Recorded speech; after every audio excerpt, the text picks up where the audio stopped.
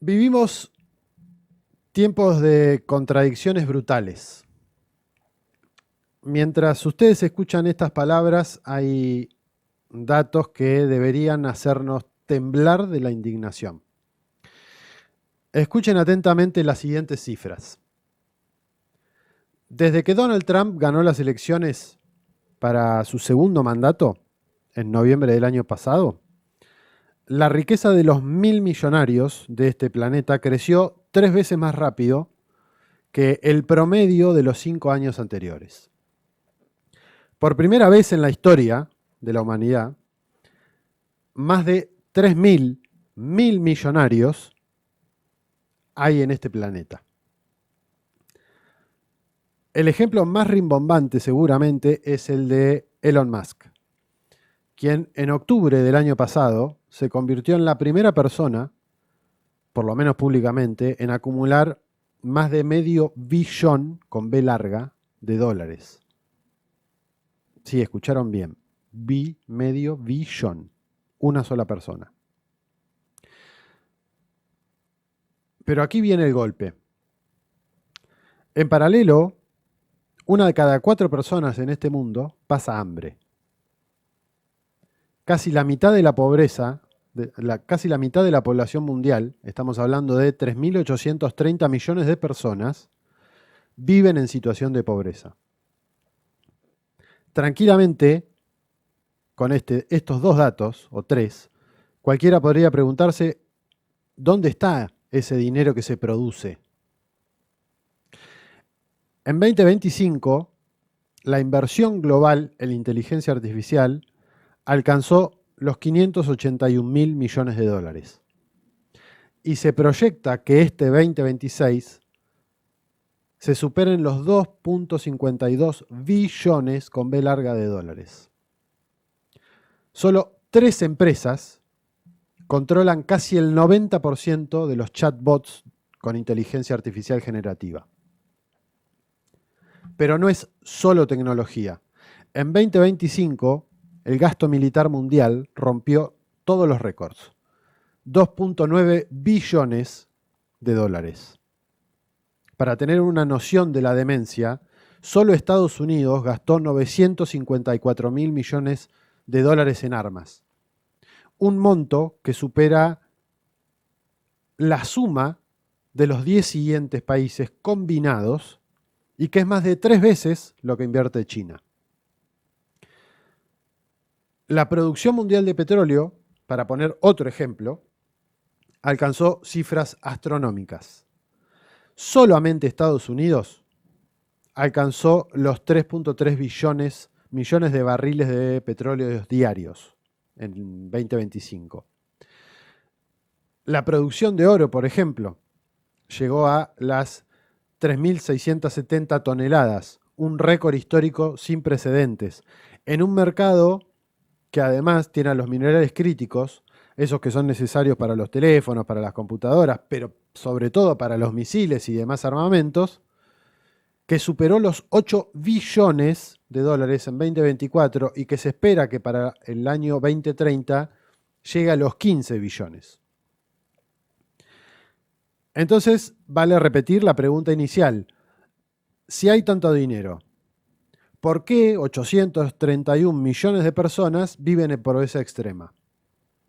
¿Por qué el desempleo global se mantiene, pese al crecimiento, en casi un 5%, un 4,9% a nivel global? Y además hay que sumar que hay 186 millones de personas que están sin trabajo o que están en condiciones desprotegidas ante la situación laboral. ¿Por qué la inflación en los alimentos sigue superando el 5% en más de la mitad de los países de bajos ingresos? La respuesta es dolorosa, pero hay que decirla de una buena vez, porque la prioridad está al revés. Los gobiernos, especialmente los más ricos, han elegido reprimir el descontento social en lugar de redistribuir la riqueza que se genera. Y lastimosamente hay ejemplos de sobra. Desde lo que pasa en algunos países africanos, lo que pudo pasar en algunos países de Europa, chalecos amarillos en Francia, las protestas en distintas regiones cuando se protestaba por Gaza, por ejemplo. Lo que sucede acá en Argentina, con el caso de Javier Milei, que a diario nos quita un derecho nuevo o nos quita un derecho conquistado y ante la primera movilización lo que hay es represión. Y como si todo eso no bastara, la inflación en distintos aspectos sigue creciendo, se sigue manteniendo. Por ejemplo, en salud alcanzó un 10,4% a nivel global en 2025 y hay que considerar que todavía no estaba el conflicto en Asia Occidental. Y con esos datos, ya en Asia Occidental y en África, el costo de la salud o la inflación en salud ya alcanzaba el 15% aproximadamente. Los alimentos básicos se siguen encareciendo, siguen siendo cada vez más inalcanzables.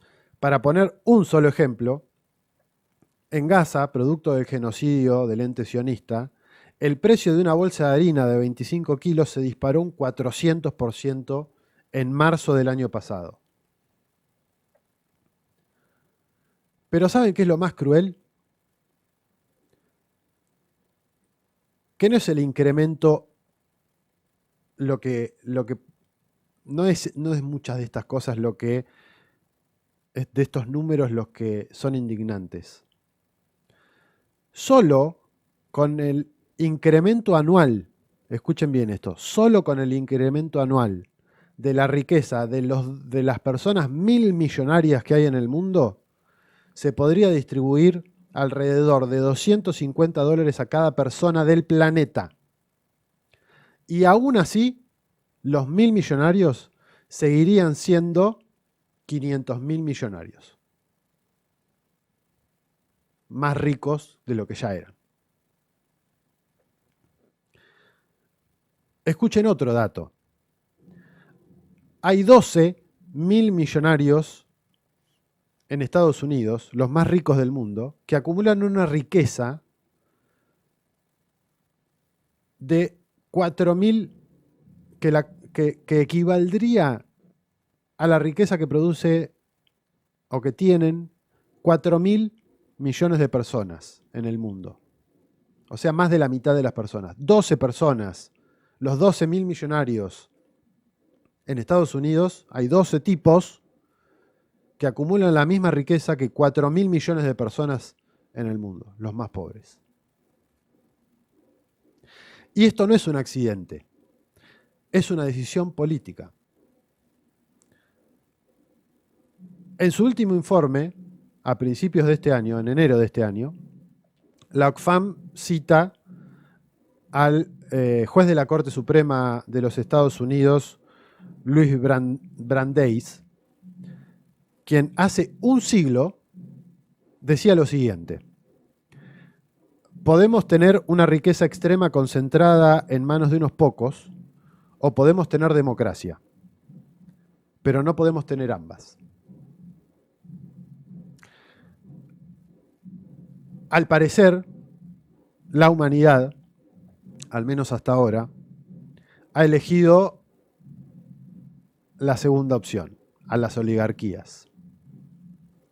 Los 1.000 millonarios, según datos de este informe de la Oxfam, tienen 4.000 veces más probabilidades de ocupar un cargo político que cualquier otra persona.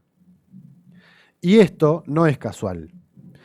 Más de la mitad de los principales medios de comunicación del mundo son propietarios o están siendo presididos por 1.000 millonarios. 6.000 millonarios dirigen 9 de las 10 principales redes sociales del mundo. Mientras tanto, el resto de los mortales, o sea, la mayoría, vemos como nuestro poder adquisitivo se desmorona silenciosamente. Si tomamos datos medidos en dólares, y esto para ponerlo en una moneda que todavía sigue siendo de referencia global, si alguien ganaba $100.000 en 2020, hoy necesita 124.000 millones de dólares, 124.000 dólares, solo para mantener el mismo poder de compra que tenía hace 6 años atrás. O sea, en poquito más de 5 años, el poder adquisitivo de una persona se desplomó 25%, casi 25%. Los datos son contundentes. No hay lugar, no se admiten eufemismos en esto. No vivimos en un mundo donde haya escasez, sino un sistema criminalmente injusto donde la distribución está patas arriba. Tecnológicamente se podrían alimentar a todos. Económicamente se podría garantizar salud, educación, vivienda. El problema es que políticamente parece que se eligió no hacerlo. Las guerras, la crisis climática, la especulación financiera son parte de lo que infla los precios, mientras un puñado muy chiquitito, la élite mundial, acumula fortunas récords. Pero la pasividad no es un destino inevitable. Cuando los pueblos se organizan, hay esperanza de que esto cambie. El cambio y la revolución siguen siendo posibles, como se dijo en algún momento. Las organizaciones libres del pueblo, los sindicatos, los movimientos sociales, están demostrando en distintas partes del mundo que un pueblo organizado puede ser un contrapeso importante al poder y a ese apetito por seguir acumulando riqueza de manera exorbitante, extrema. Como diría la canción, la pregunta es de qué lado de la mecha te encontrás. Al fin de cuentas, como se sostiene en el informe antes mencionado de Oxfam, y como ya se ha dicho en reiteradas oportunidades, nada de esto es inevitable. Es una elección, por acción o por omisión. Y como se puede observar, la pregunta ya no es si hay recursos, sino si tenemos la valentía colectiva para exigir un mundo donde la tecnología y la riqueza sirvan para la vida y no para el poder.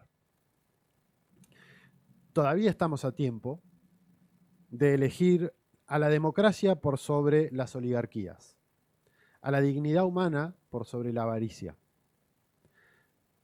a la vida por sobre el lucro.